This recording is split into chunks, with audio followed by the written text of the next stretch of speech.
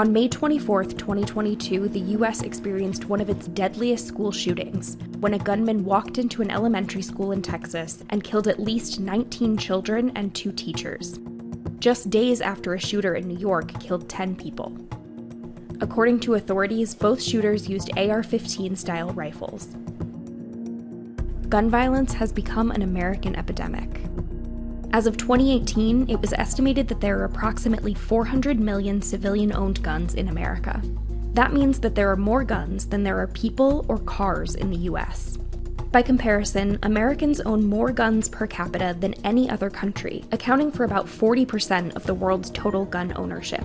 And that number is likely to increase. Since 2008, the US firearm industry's worth grew 232%, making it a $63.5 billion industry in 2020. But the reason for division over gun ownership isn't just because the US owns the most guns. It's because it also has the highest rate of mass shootings, gun-related homicides, and firearm suicides among similarly developed nations. Our politics is just not being incentivized to pay attention to the things that would actually reduce gun violence. This is the job of public health, to help the most vulnerable, to stand up for them. So how did we get here? How has the right to own a gun become a divisive American ideal? And of all the proposed solutions, what do experts say could effectively reduce gun violence in the US?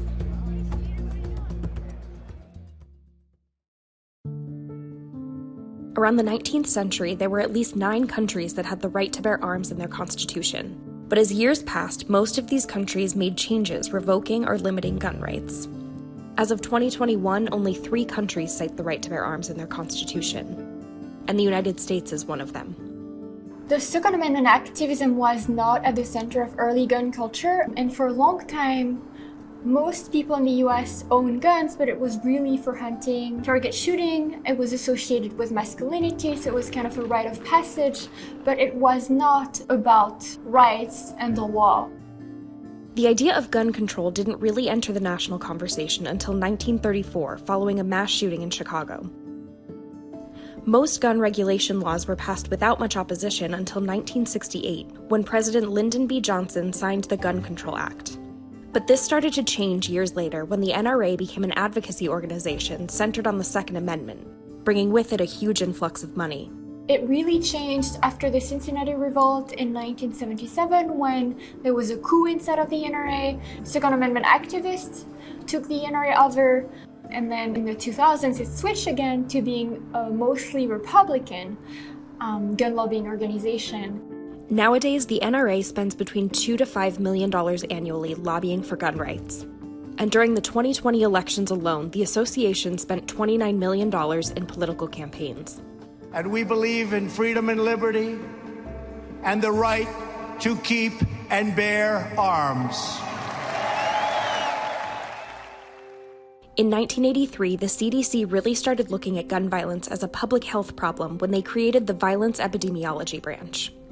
The NRA looked at this and they said, if you do this research, it's going to end up in everyone losing their guns.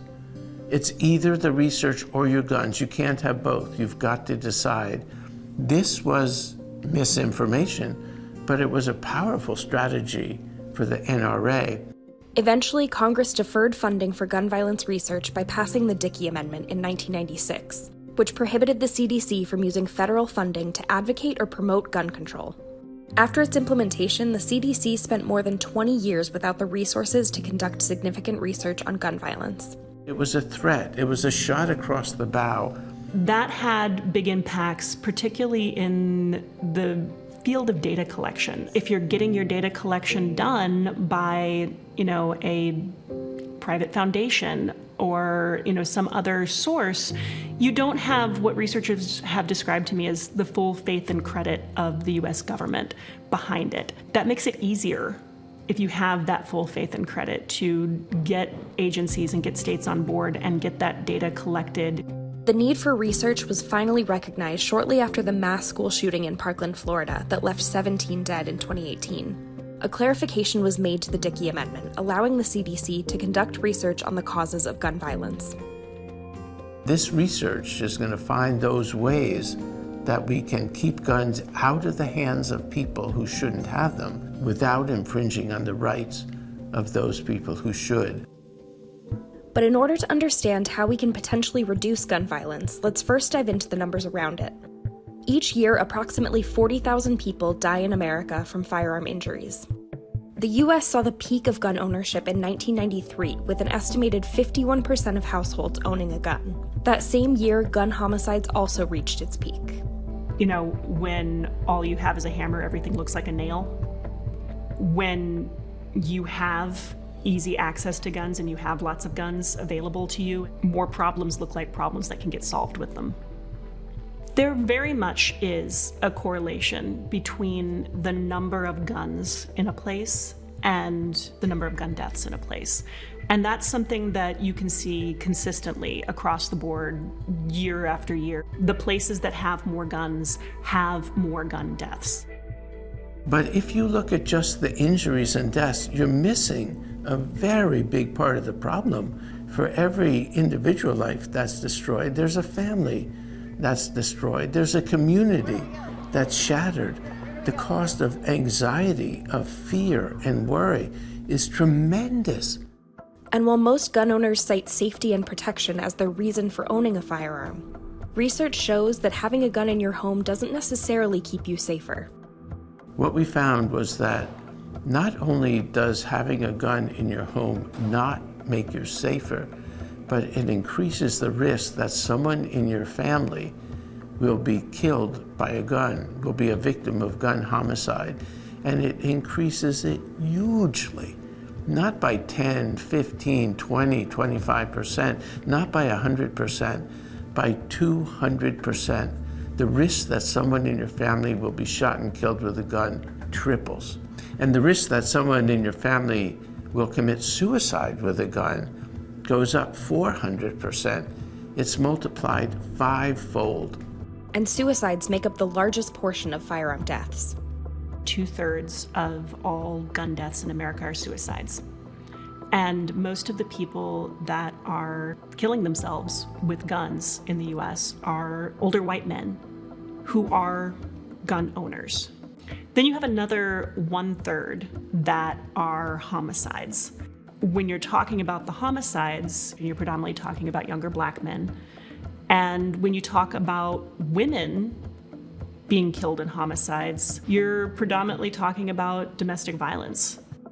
When we shift to mass shootings, they only account for a small percentage of gun deaths each year, but they've also become more common and more deadly in recent years.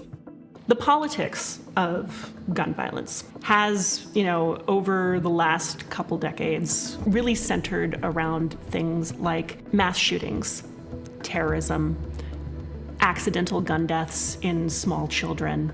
But if you actually go and look at the data, again, what you find is that those are not making up the majority of gun violence deaths. They're not even making up a significant minority. ABC News combined forces with the Gun Violence Archive to document a week's worth of gun violence and found that in a single week in July 2021, there were more than 1,000 incidents of gun violence across 47 states. That's about 1 every 10 minutes. And in those incidents, more than 400 people were killed. Despite the gap in federal research, limited data shows that implementation of certain gun regulations and laws have been effective at a state level.